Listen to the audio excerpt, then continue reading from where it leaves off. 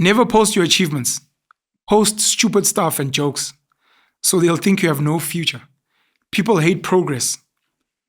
So I believe in posting your achievements, by the way. I think it's very important to document your story.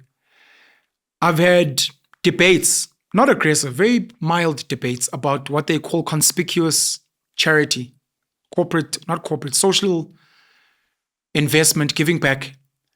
And I always tell people I believe in conspicuous charity. And they're like, no, man, if you're really doing good, it must be from your heart. Why do you have to capture these people? You're taking away their dignity. And I'm like, hey, we come from a history and even a present where for many people, specifically on the African continent, we have like a white savior complex. Charity is white.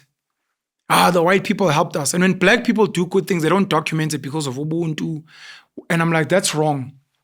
Let people know that there are some of us that do good things. How do you know about the Nelson Mandela Children's Fund? How do you know about the Nelson Mandela Foundation? How do you know about Gift of the Givers? How do you know about any charity you can think of? Is because they market the work they do. Number one, they have to give back and report to their donors. Number two, it's to inspire other people to also give back. To inspire them. So why not? Post your achievements.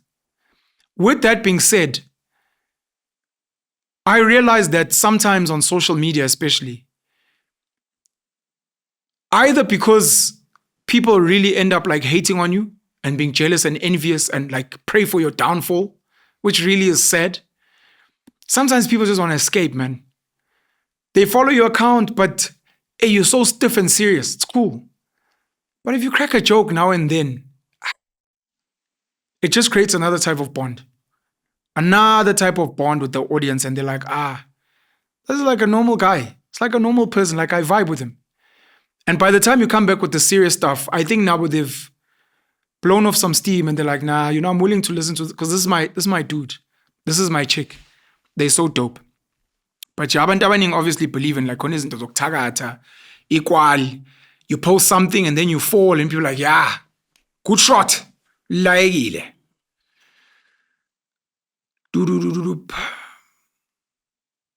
Oh, I normally reference this story. This is also from a meme. I normally reference it. Maybe you've heard it before. The two sons of an alcoholic father. One struggles through life as a drunk. The other becomes a successful, ambitious businessman. When asked, why are you the way you are? Both of them responded, my father was an alcoholic. It's all about decisions. You're meant to use your circumstances as fuel. You're meant to use your circumstances as fuel.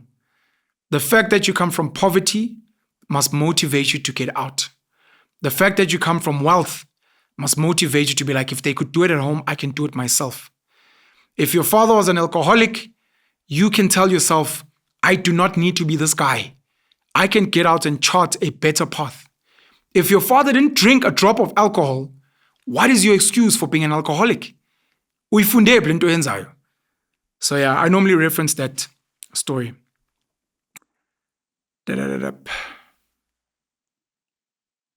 Some motivation, accept people as they are, but place them where they belong.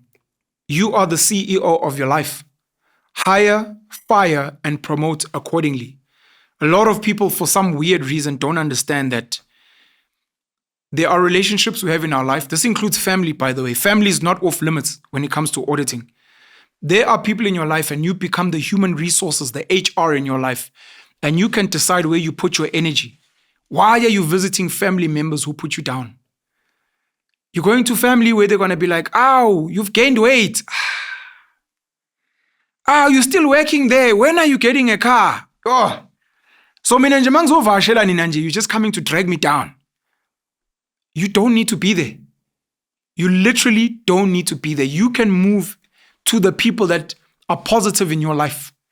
And this is not like I'm a yes man who are going to see you gaining weight and becoming morbidly obese and like, friend, you're beautiful. Whoever says that is lying. I think you're stunning. No. You're not stunning. Put